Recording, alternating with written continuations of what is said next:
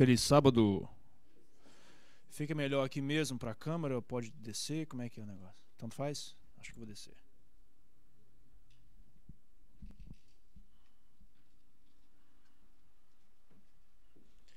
Ficar mais perto do povo.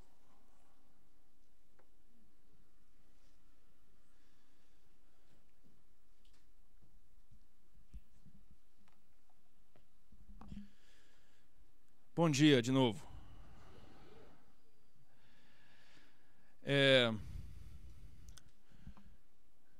Vou fazer uma pergunta, você não precisa de responder, mas só pensa.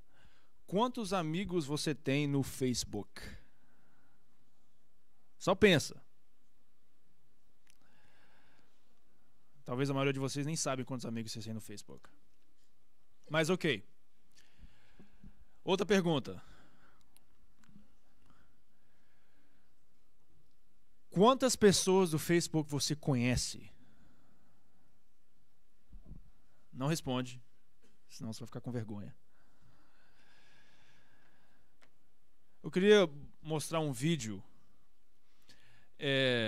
Sabe que Salomão diz que a gente pode aprender muito com os animais. E às vezes é importante a gente parar para pensar nas lições que os animais nos ensinam. Vamos ver esse videozinho de um minuto e pouco, para ver o que a gente pode aprender com os animais.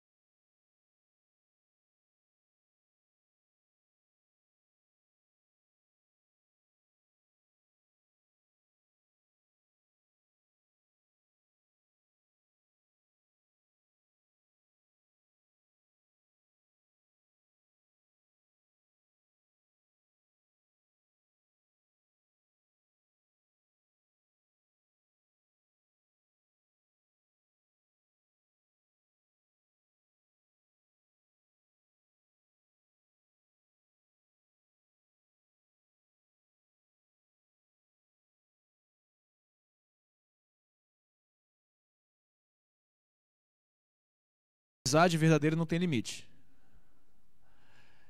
Muitas vezes a gente coloca as nossas limitações nos nossos amigos e a gente tem um preconceito que a gente cria mesmo, sem precisar. Tem um ditado que diz que o amigo é aquele que te realmente conhece e continua sendo seu amigo. É interessante que muitas pessoas, quando passam a conhecer uma pessoa, outra pessoa, ela se distancia dela. Isso acontece, isso é muito comum. Todo mundo é gente boa quando você não conhece essas pessoas. Né? Tô falando mentira? Gente boa, você conhece? Mais ou menos. Quando você passa a conhecer as pessoas, você passa a conhecer os defeitos dela. E os efeitos dela te assustam. E o interessante é que os defeitos que mais te assustam são aqueles defeitos que parecem com seus defeitos. Só que como você não tem coragem de encarar os seus próprios defeitos, você fica com raiva da outra pessoa. Isso é verdade, isso acontece muito. Quando você vê o seu espelho em outras pessoas que revelam os seus traços de caráter, você fica com raiva dessa pessoa. Difícil, né? Vou contar só 3 fatos interessantes sobre amizade. amizade, ter amigos faz bem à saúde. Eu sei que a maioria de vocês, se não todos de vocês, já sabem disso. E vários estudos ao longo dos anos concluem e reconcluem e reconfirmam que a pessoa que tem amigos vive mais. E é sério, é uma diferença muito grande. Existe uma diferença grande entre a pessoa, quando a pessoa está passando por uma doença difícil, um câncer, por exemplo. A pessoa que tem mais amigos tem uma chance muito maior de sobreviver. Sem contar os outros, é só olhando a amizade. Uma pessoa que tem problema sério de coração tem uma chance maior de ter um coração mais forte ao longo dos anos, porque essa pessoa tem amigos. Legal, né?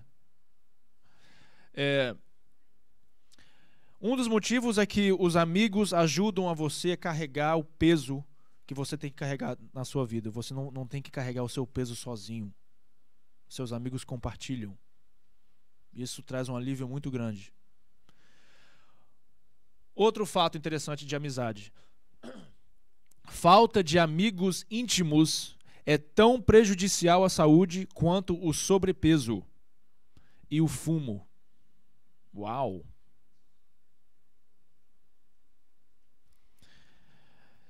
Quando a gente ouve uma palestra de saúde, a gente não ouve isso, né?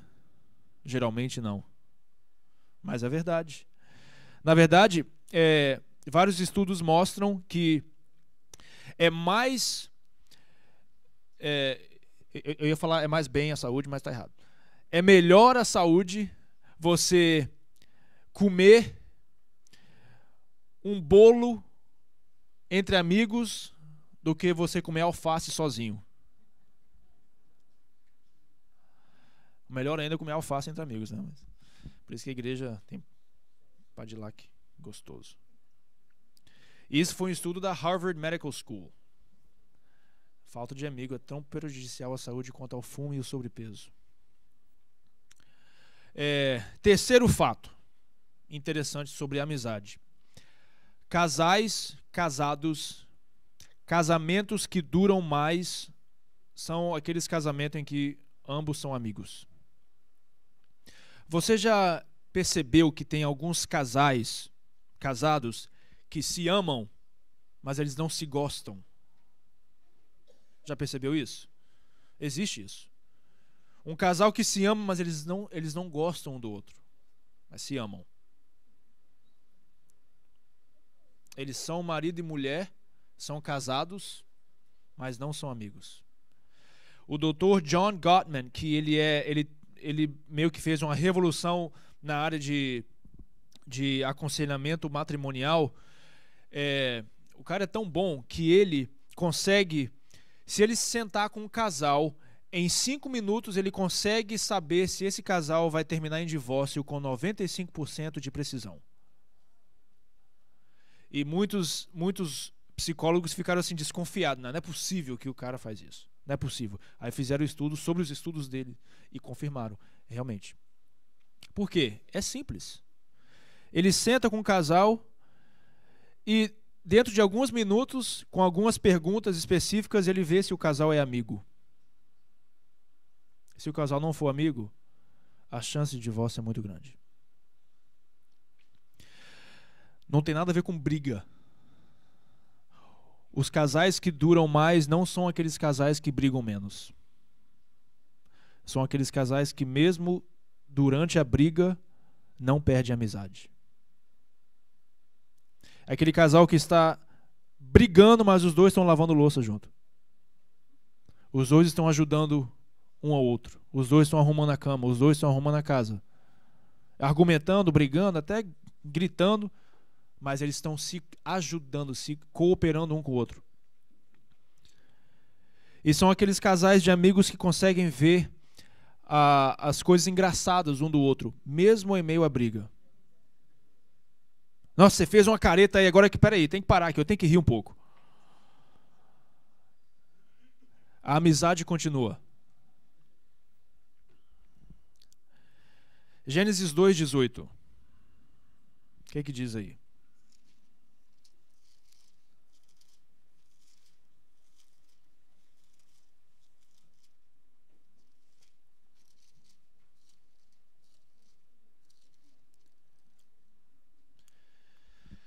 E disse o Senhor Deus: não é bom que o homem esteja só. Far-lhe-ei uma... O quê? Companheira. O que mais? Auxiliar. Auxiliadora, ajudadora. Vocês estão vendo? Amizade. Deus sabe o que Ele está fazendo. A gente foi criado para sermos e termos amigos.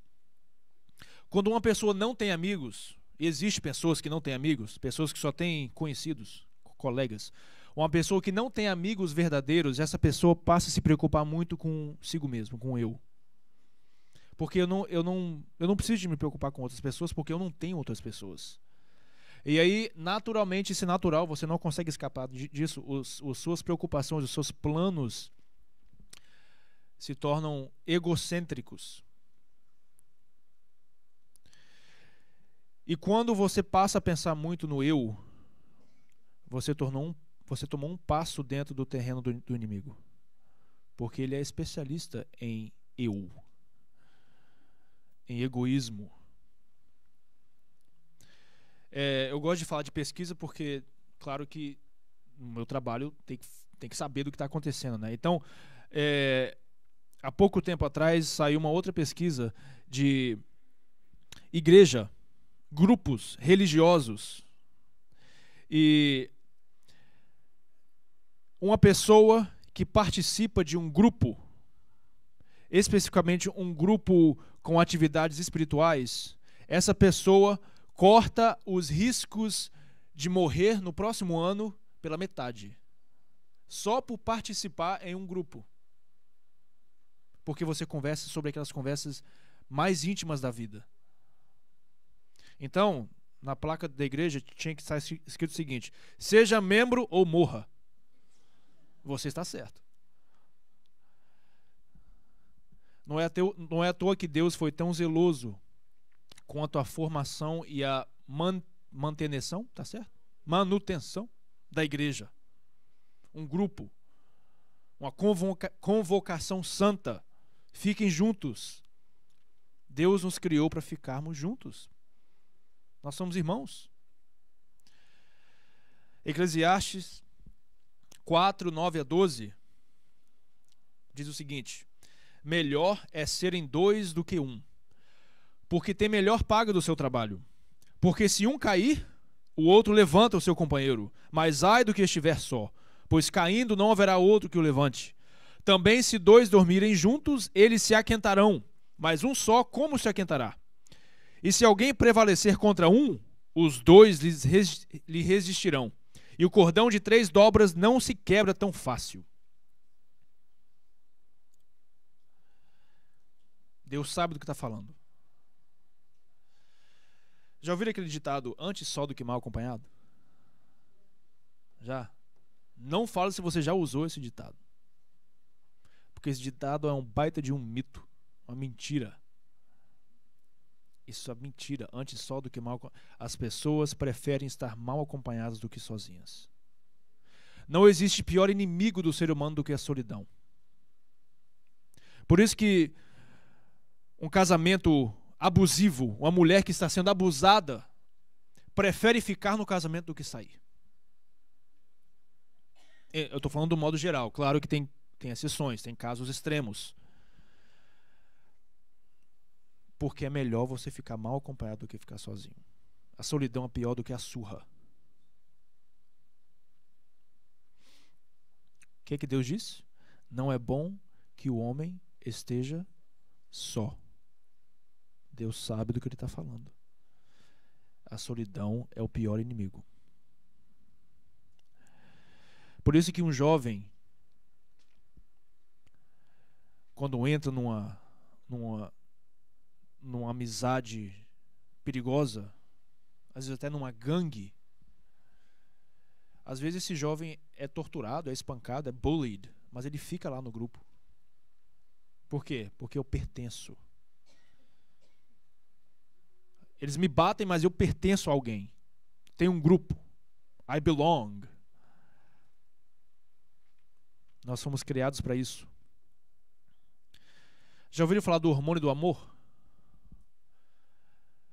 é chamado oxitocina, o hormônio do amor. E esse hormônio é produzido pela sua glândula pituitária no meio do seu cérebro e ele é responsável por várias funções que vão te ajudar ao longo da sua vida inteira. O hormônio do amor é liberado primariamente em atividades sociais, atividades íntimas, principalmente contato físico. Quando uma mulher está amamentando o seu bebê, naquele momento, durante a amamentação, grandes quantidades de oxitocina estão sendo liberadas, tanto no cérebro da criança quanto da mãe. E a oxitocina vai te proteger contra várias coisas ao longo da vida. A oxitocina ajuda a regular o nível de acidez no seu corpo. A oxitocina ajuda na cicatrização. A oxitocina vai ajudar a você lidar com depressão, com ansiedade, com medo. A oxitocina te ajuda a ser uma pessoa mais corajosa. A oxitocina ajuda você a ler expressões faciais. A oxitocina ajuda você a ter mais empatia e simpatia com as pessoas. Você se torna uma pessoa mais socialmente inteligente. É uma coisa que a gente precisa hoje em dia.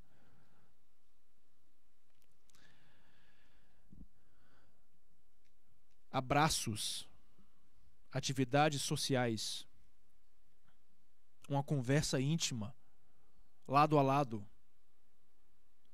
Existe uma ciência atrás disso. Existe uma ciência atrás da importância de você com seu filho rolar no chão e fazer cosquinha um no outro.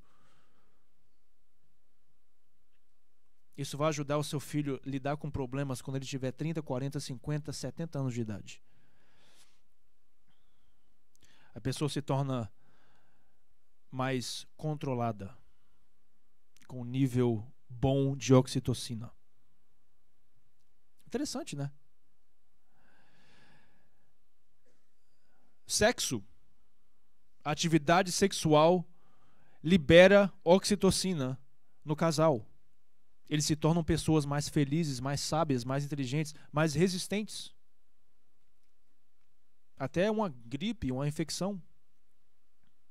Só que não funciona com o sexo fora do casamento. É interessante, porque aquilo é acompanhado por culpa e você está sempre vigilante.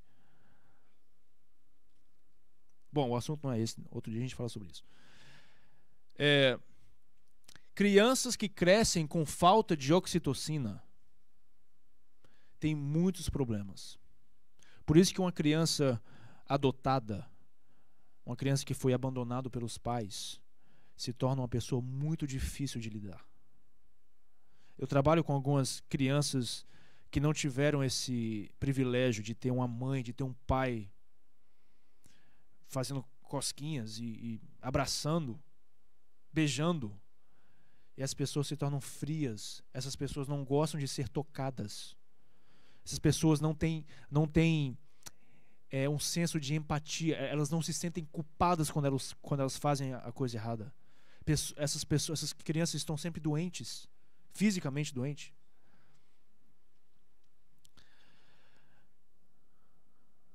Deus sabe o que está fazendo.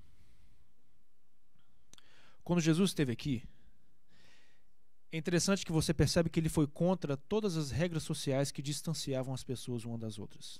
Já reparou isso? Ele era ridicularizado por isso. O que você está fazendo no meio dessas pessoas?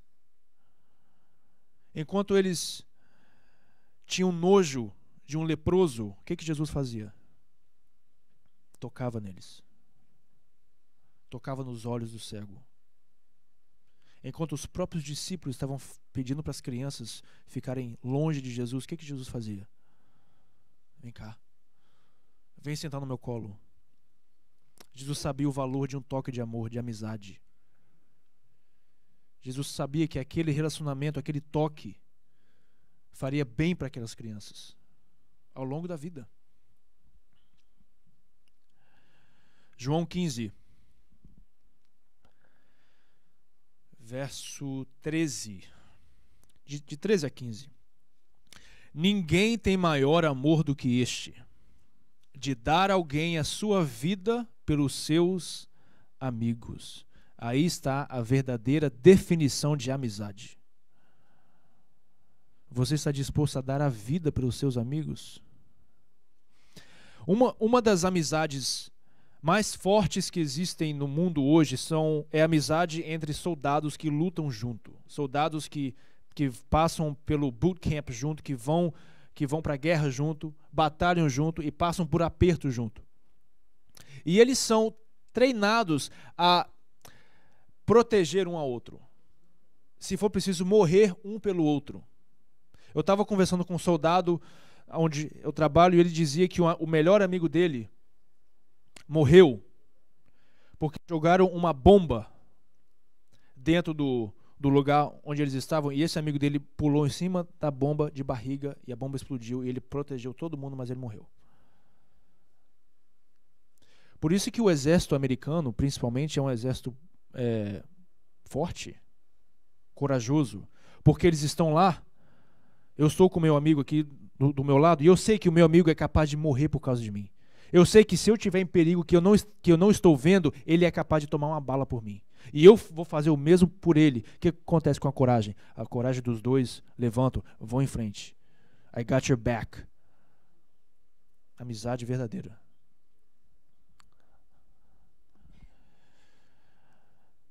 Verso 14. Vós sereis meus amigos se fizerdes o que eu vos mando.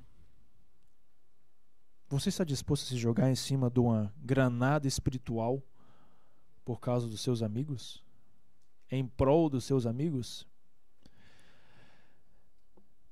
Você vai ser amigo de Jesus quando você fizer o que ele manda. Parece até estranho, né? Faça o que eu mando, senão você não é meu amigo.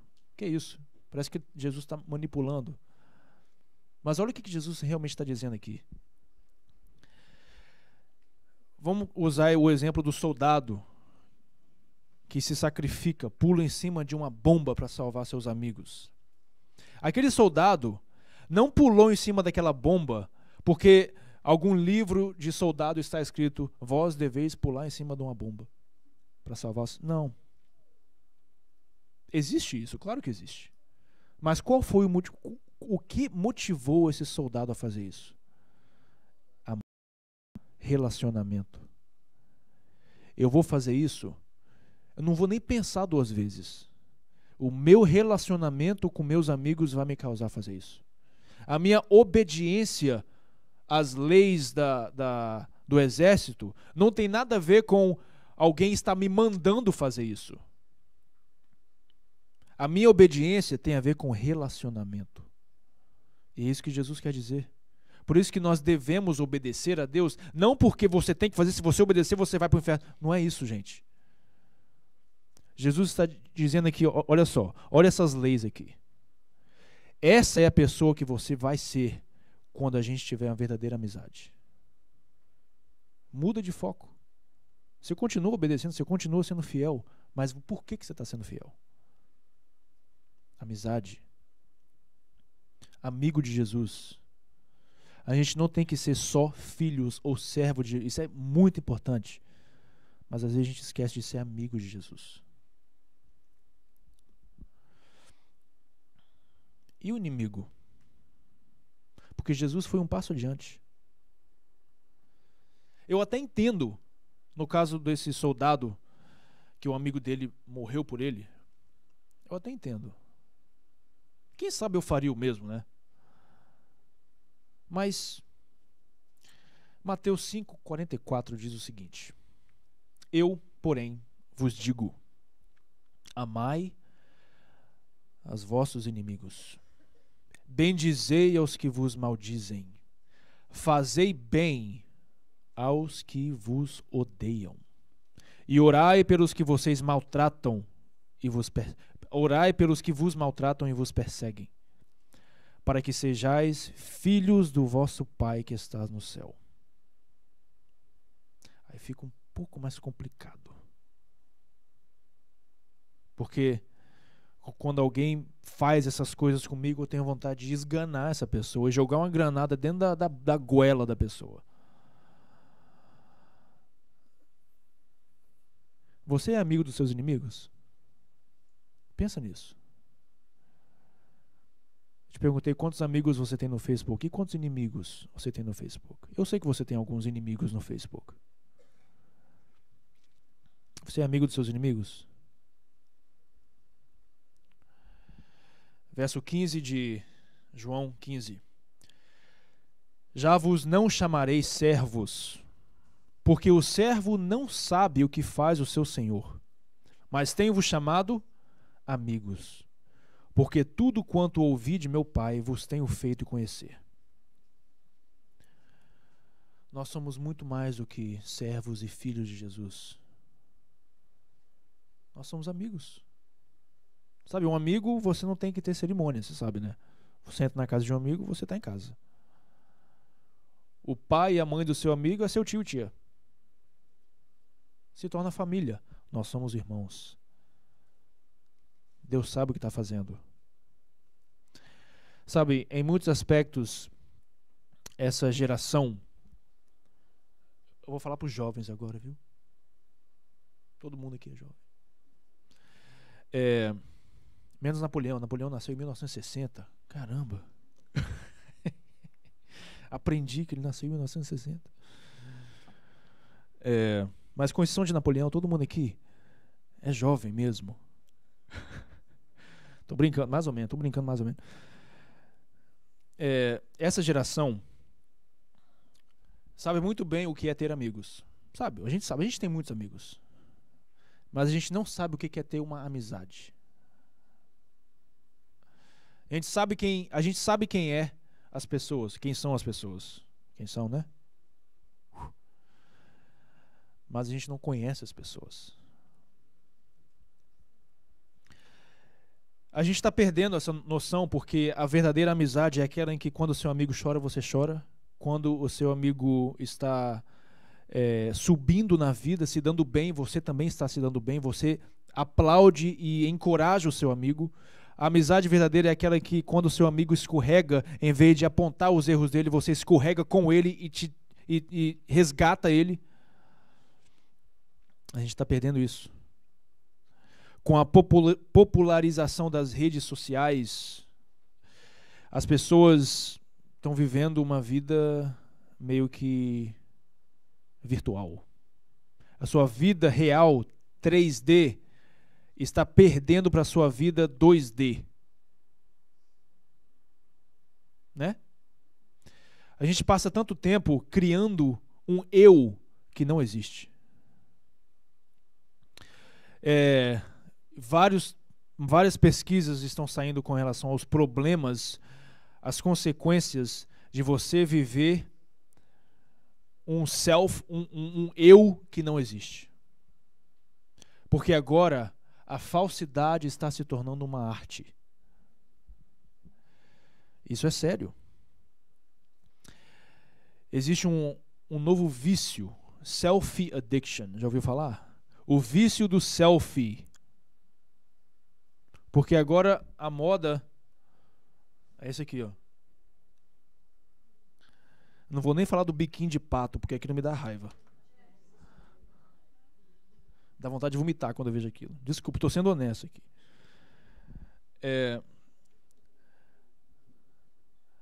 Selfie addiction. Tem jovens e adolescentes hoje que estão perdendo amigos, estão reprovando, estão perdendo peso, ficando doente, em busca de tirar o perfeito selfie.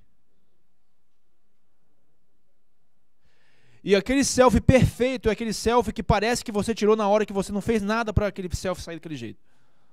Parece que foi por acaso. Mas você passou 3 dias melhorando aquela foto. O problema é que as redes sociais se tornam agora uma máquina de criar inveja nos outros.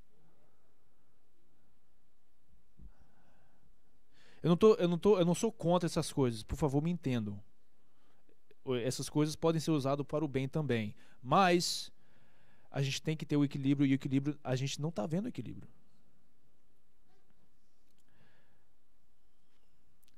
Os adolescentes caem na armadilha da comparação, porque eles estão se comparando com uma pessoa que não existe. E você está criando um você que não existe. As pessoas estão esquecendo de ser genuínas e serem autênticas. E a gente esquece que a base de toda a amizade verdadeira é a honestidade. E com essas redes sociais, a honestidade sai pela janela. O problema disso é que a pessoa passa a desconfiar de todo mundo. Porque você começa a aprender que aquela pessoa está simplesmente querendo criar inveja em alguém. E você passa a desconfiar. E você passa a fazer o mesmo. E você passa a desconfiar de você mesmo. E aí a amizade se torna meio que anuviada, cloudy.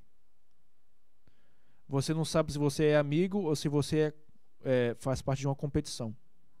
Rival. Uma competição que ninguém ganha. Aliás, uma pessoa ganha. O nome dele é Lúcifer. Não estou dizendo que Facebook é do diabo, não, por favor, hein? Internet toda, a gente pode usar, tem muitas coisas boas que a gente deve usar e deve, é uma ferramenta tremenda de pregar o evangelho, a gente sabe disso. Só que quando você começa a desconfiar de você mesmo, porque você começa a apresentar um você que não existe, você começa a deduzir que as outras pessoas estão fazendo a mesma coisa. E você começa agora a passar da rede social para a vida real. Você agora passa a olhar as pessoas e todo mundo é falso. Ninguém presta, ninguém tem defeito, só eu, tadinho de mim. Todo mundo é falso. E aí você passa a ter muitos amigos, mas conhecendo ninguém. Ou seja, não é amizade. Romanos 12, verso 10. Dediquem-se uns aos outros com amor fraternal. Prefiram dar honra aos outros mais do que a si próprios. Justamente o oposto do que a gente está vendo. Porque a gente gosta de se exaltar. E eu estou me incluindo nisso porque quando eu tiro uma foto com a Fernanda, boto no Facebook, no outro dia eu quero ver quantos likes eu tenho. E toda hora, opa, apareceu um vermelhinho, deve ser um like.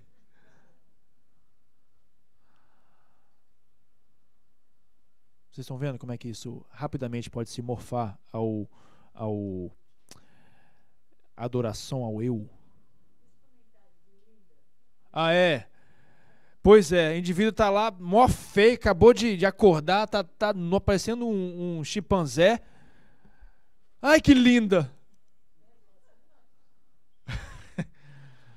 Com o homem é o contrário, né? O homem vê a foto de um outro homem, tá bem, tá bonito, tá vestido bonito, tá musculoso no gym lá. Seu magrelo, seu feio. O homem mostra a apreciação de uma maneira diferente. Seu gay, não é? Mas nunca vai falar, olha, boa pinta, legal, tá bonito. Que isso, que vergonha. Bom, falando sério agora. Eu estava vendo um documentário, já há alguns anos atrás, sobre solitária. Sabe, quando um preso fica... O nome é solitária mesmo, né? O preso fica naquele quartinho, sozinho, escuro. Só existe uma janelinha pequenininha que o guarda coloca a bandeja para se alimentar. Uma toalhinha. Só. Eu estava vendo uma entrevista com um preso que estava há 11 anos vivendo na solitária. E a sentença dele era de 30 anos na solitária, sozinho. Quando eu digo que antes só do que mal acompanhado, isso é verdade. Porque esse preso, e ele dando a entrevista, ele falando que muitas vezes a solidão aperta tanto que eles têm câmeras, né? Eles veem o preso, que ele começa a se bater, se morder, se machucar, arrancar os cabelos, bater a cabeça contra a parede, quebrar os próprios dedos. Ele começa a se torturar. E aí o entrevistador falou, por que você faz isso? Porque eu sei que tem alguém me vendo. E se eles verem que eu sou capaz de me matar, os guardas entram aqui e batem em mim. Me espancam. E é só isso que eu quero. Eu quero apanhar porque pelo menos eu estou na presença de alguém. Pelo menos alguém está comigo. Pelo menos alguém está tocando em mim.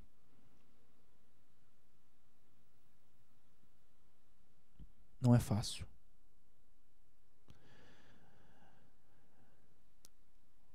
Jesus foi o único em todo o mundo que realmente viveu a solidão. Porque não importa quão sozinhos nós estejamos, a gente sabe que tem um Deus que está me ouvindo. Por mais que você pense que Deus está com raiva de você, Ele está lá, Ele está em algum lugar, Ele me vê. Ele pode até, eu posso até pensar que Ele não está me ouvindo, mas Ele está lá, está me vendo. Ele sabe que eu existo. Então a solidão passa pelo menos a ser tolerável. Essa palavra existe, né? Só que Jesus, quando ele estava naquele jardim, suando gotas de sangue, ele sentiu uma solidão que ninguém jamais sentiu. Porque ninguém sabe o que é você sentir a face do Pai virar para o outro lado. E você está sozinho no universo. Porque até os seus amigos, seus discípulos estão dormindo. Você está sozinho. Você não sabe o que é isso. E a boa notícia é que você nunca vai saber o que é isso. Nunca. Para você ter ideia, nem o próprio diabo sabe o que é isso. Porque ele ainda vive. Ele vai saber. Mas ele ainda não sabe o que é isso. Só Jesus sabe. Exato. Quando Jesus estava pendurado naquela cruz, ele perdeu todo o senso de esperança. Ele perdeu tudo. Tanto é que, qual foi a oração dele? Pai, por que me abandonaste? Uau! Solidão. O pior inimigo. Por que Jesus fez isso? Por que Jesus sentiu aquela solidão que ninguém vai sentir? Tomou aquilo sobre si. Jesus vestiu a roupa do pecado. E porque luz e trevas não se misturam, Deus o Pai se fez ausente da vida do Filho. Você não sabe o que é isso. Por que Jesus fez isso? Porque além de ser seu Criador, além dele ser seu Redentor, além dele ser seu Senhor, ele é seu amigo. Ele pulou em cima daquela granada chamada pecado. Porque ele é seu amigo.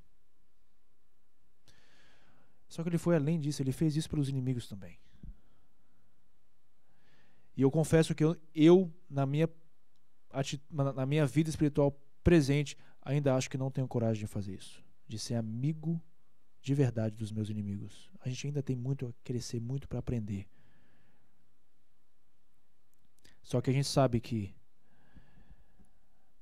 quando a gente precisa de força, quando a gente precisa de esperança, ele é o único que pode dar, porque ele sabe o que é isso. Ele sabe o que é passar por isso.